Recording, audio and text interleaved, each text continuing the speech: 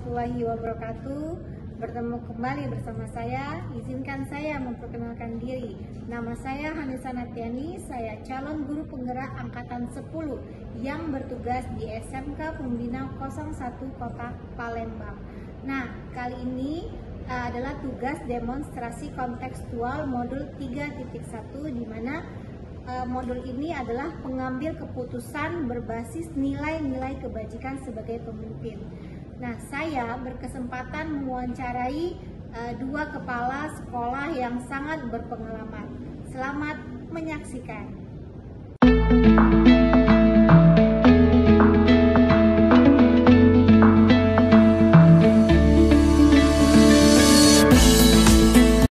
Assalamualaikum, Pak. Waalaikumsalam. Sebelumnya saya ucapkan terima kasih, Pak, udah meluangkan waktunya. Izin minta waktu Bapak sebentar karena untuk salah satu tugas, Pak, ya. Jadi pada sesi ini saya ditugaskan untuk mewawancarai Bapak terkait pengalaman Bapak selama menjadi kepala sekolah. Kira-kira saat Bapak mengambil keputusan itu seperti apa, Pak? Ya, memang di dalam satu keputusan yang harus kita ambil itu kita selalu mempertimbangkan aspek-aspek positif dan negatifnya. Iya, Pak. Artinya dalam satu keputusan itu pasti ada yang bersifat positif dan ada yang bersifat negatif. Kemudian ada yang merasa puas ataupun ada yang merasa tidak puas. Iya. Makanya sebelum kita memutuskan sesuatu harus kita pertimbangkan matang-matang sehingga keputusan kita itu bisa bermanfaat dengan apa yang kita hadapi. Misalnya seorang siswa tidak bayaran SPP, ya, mungkin dia tidak ikut ujian, maka kita cari satu keputusan ataupun solusi yang kira-kira untuk anak itu jadi baik, dan untuk kita pun yang mengambil keputusan tidak merasa dirugikan. Iya, Pak. Mungkin walaupun dia belum bayar SPP, ulangannya mungkin kita tunda sampai dia ada uang, baru kita laksanakan ulangan susulan. Iya. Kalau seperti itu. Jadi pesan saya kepada bapak ibu-ibu yang masih baru, Iya, Pak. nanti satu saat akan jadi pemimpin, jadi jangan mengambil suatu keputusan itu terburu-buru. Jadi pertimbangkanlah dulu keputusan-keputusan itu. Jadi kalau memang sudah pas, sudah kita lihat positif negatifnya dan untung ruginya, barulah keputusan itu kita berikan ataupun kita keluarkan. Nah, kalau mengambil satu keputusan terburu-buru biasanya tidak baik untuk kita maupun untuk siswa kita. Berarti, Pak, tetap saja Bapak dalam mengambil keputusan mengajak guru-guru, ya, Pak, ya, terlibat tidak, Pak, kira-kira guru atau wakil? Ya, memang kita libatkan orang-orang yang memang yang berkenaan dengan masalah yang akan kita hadapi. Ya, Pak. Kalau misalnya masalah kesiswaan, Ya. mungkin kita sebelum mengambil keputusan kita rembukan dulu dengan wakil kesiswaan, Ya, Pak. dengan guru BP, dengan wali kelas. Setelah pertimbangan, setelah kita infonya sudah matang, baru kita ambil satu keputusan.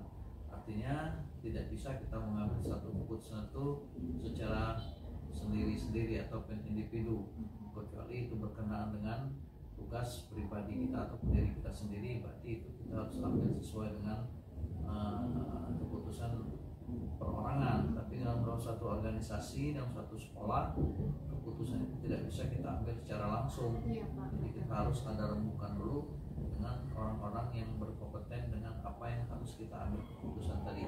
Berarti, Pak, memang sepanjang Bapak jadi kepala sekolah dilema, Pak, ya, dilema etika itu memang Bapak selalu hadapi, Pak, ya. Artinya satu sisi Bapak menerapkan peraturan, satu sisi ada rasa peduli dan kasihan, Pak, ya, terhadap siswa atau yang Bapak hadapi, ya, Pak, ya. Memang keputusan itu kan akan mengambil sesuatu sesuatu hasil. Iya. Tapi dalam mengambil suatu hasil itu pasti ada yang merasa puas, ada yang merasa tidak puas. Iya, Tapi kita ambillah sesuatu keputusan yang banyak puasnya daripada yang tidak puasnya. Siap. Itu mungkin. Pak, yang terakhir, Pak, kira-kira ada tidak tips atau langkah untuk kami nanti kedepannya dalam mengambil keputusan supaya lebih bijak gitu Pak.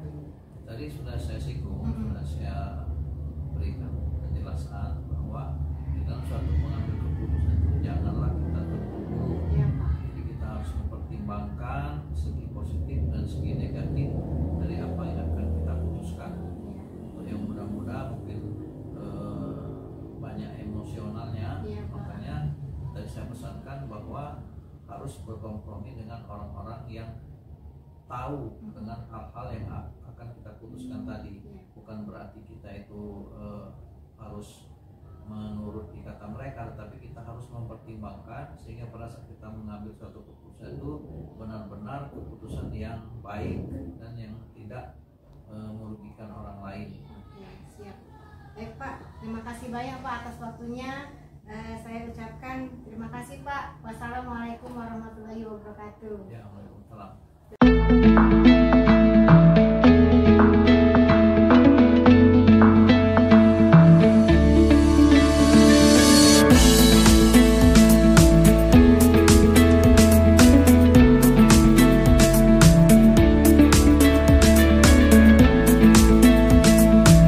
Pak, apa kabar Pak? Alhamdulillah baik. Baik, baik Pak. Jadi begini Pak, untuk menyelesaikan salah satu tugas saya nanti di tugas demonstrasi kontekstual Pak, mohon izin Pak untuk melakukan beberapa wawancara terkait dengan pengalaman Bapak selama jadi kepala sekolah. Kira-kira apa sih tahapan Bapak atau pengalaman Bapak dalam pengambilan keputusan Pak? Baik. Jadi sekolah itu kan sebuah lembaga pendidikan yang resmi kan. Nah, mulai di sekolah itu kan terdapat struktur-struktur dalam organisasi sekolah itu mulai dari yayasan, kalau swasta kan, atau dinas dari pegawai negeri, kepala sekolah, wakil, kemudian unsur pembantunya, tempat usaha, wali kelas, dan hal-hal yang berhubungan dengan itu. Makanya pengelolaan sekolah itu, walaupun kepala sekolah adalah pimpinan tertinggi dalam lembaga sekolah itu, tapi semua keputusan yang diambil tidak serta-merta berdasarkan prinsip pribadi yang oleh kepala sekolah, tapi mengarah kepada keputusan bersama dari setiap yang terlibat, terutama dari unsur pembantu pimpinan.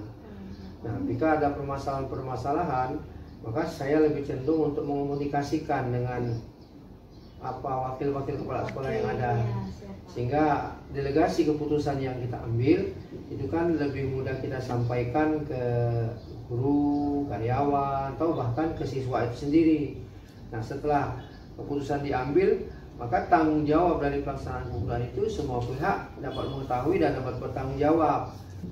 Jadi urutan itu harus kita pahami, karena keputusan diambil lebih banyak orang kan lebih bagus, lebih banyak hasil yang didapat, lebih baik keputusan yang diambil, sehingga terkesan bahwa lembaga itu kan tidak jadi otoriter dalam kepemimpinan, bahwa memang berjalannya organisasi itu berdasarkan kepentingan bersama, berdasarkan visi dan misi sekolah itu sendiri. Oh iya, baik Pak. Jadi memang kalau kita mengambil keputusan tidak serta-merta Bapak sendiri yang memutuskan Pak ya, artinya Bapak tetap melibatkan wakil, guru pun kalau memang ini diperlukan Pak ya.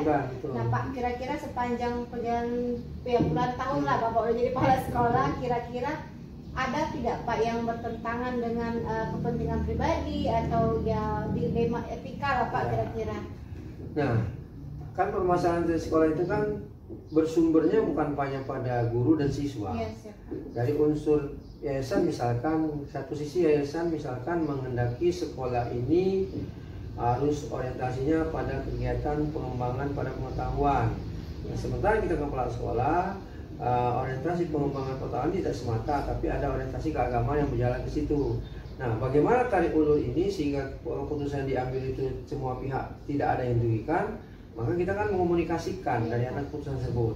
Begitu juga kalau kita mengambil keputusan tentang sikap terhadap guru atau siswa ya. Nah, keputusan yang kita ambil itu kan maksud saya itu tidak langsung kita ambil keputusan berdasarkan emosi, tapi kita pilah dulu keputusan ini mana yang membuat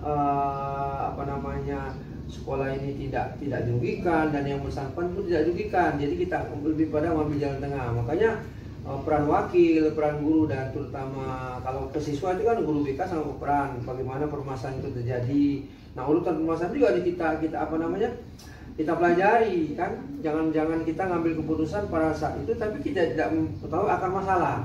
Nah, kalau kita mengambil keputusan mengetahui akar masalah, maka kita tidak, istilahnya itu tidak membunuh tikus di lubung padinya dibakar, bukan. Jadi tikusnya yang kita musnahkan, padinya tetap bisa manfaat, lubungnya juga bisa berguna. Artinya cari sebab akar. Ya, cari sebab akar masalah itu yang paling penting dari sebuah masalah. Karena kan tidak ada masalah tanpa sebab, tidak mungkin ada api kalau kasih asap kan. Nah, itu yang paling penting yang perlu dipahami. Tapi Bapak sering ya menghadapi dilema etika itu Pak ya. Artinya, sering. Menetapkan peraturan tapi satu sisi ada rasa kepedulian dan rasa kasihan Pak ya. Memang. Nah, makanya ada nilai toleransi, tapi satu sisi nilai kedisiplinan dan tanggung jawab perlu kita tegakkan. Itu semua bisa dikomunikasikan kan dengan yang bersangkutan. Apa misalnya kalau si A sering terlambat, apa penyebab terlambat? Oh begini. Nah, maka ada solusi yang bisa kita terapkan. Misalkan siswa misalnya, kenapa siswa di kelas ini malas belajarnya pada mata pelajaran tertentu? Oh, berarti ada penyampaian materinya guru kurang. Oh, karena ruangannya mungkin kurang nyaman, atau tata letaknya kurang kondusif, atau ada satu siswa yang diperhatikan, soalnya siswa lain tidak diperhatikan. Pokoknya masalah timbul pasti ada sebab. Nah, sebab itu yang akan dicari, kan? Jadi artinya memang kita harus runut Pak ya, dari ada tahapannya, diuji dulu apakah ini memerlukan guru atau wali murid ya. Tetap walaupun itu tetap hak hakikinya di Bapak, tapi Bapak tetap menerima masukan dari guru yang lain. Pak, ada tidak tips dan trik Pak kira-kira untuk kami para dewan guru pada saat nanti misalnya kami dihadapkan dengan hal-hal dilema etika Pak? Jadi ketika kita, terutama misalnya pertama kali kita jadi kepala sekolah, kan tantangan. Tidak ada kepala sekolah itu yang tidak memiliki masalah atau tantangan. Poinnya adalah pertama, kalau kita ambil keputusan tidak boleh dalam keadaan emosi. Yang kedua, kita harus bisa mengelompokkan masalah pribadi, masalah sekolah, kemudian masalah yang kira-kira membuat nama baik sekolah ini tidak bagus dan sebagainya. Kemudian yang paling penting dari semua itu adalah setiap permasalahan terjadi itu harus kita cepat selesaikan. Tidak boleh kita tunda-tunda dari masalah yang ada. Karena hari ini masalah A, besok masalah B. Kalau A tidak selesaikan, B tidak selesaikan, maka masalah ini jadi bumerang. Akannya jadi istilahnya duri dalam daging lah istilahnya kan. Karena akan membuat sistem organisasi di lembaga itu berjalannya tidak seimbang. Akan timbul kelompok-kelompok atau akan timbul gap-gap di kalangan guru dan karyawan, kemudian di kalangan siswa itu sih timbul. Karena apa? Kita tidak melihat ada ketegasan dari seorang pimpinan dalam mengambil keputusan. Jadi kuncinya tegas tetap, tapi tetap pada orientasi mengambil kepentingan untuk kepentingan bersama. Oke, baik. Terima kasih Bapak atas pengalamannya. Semoga nanti kami pun kedepannya akan mengikuti jejak Bapak dalam mengambil keputusan. Bahwasanya kita harus selalu berkoordinasi. Pak, terima kasih atas waktunya Pak ya. Saya pamit Pak. Wassalamualaikum warahmatullahi wabarakatuh.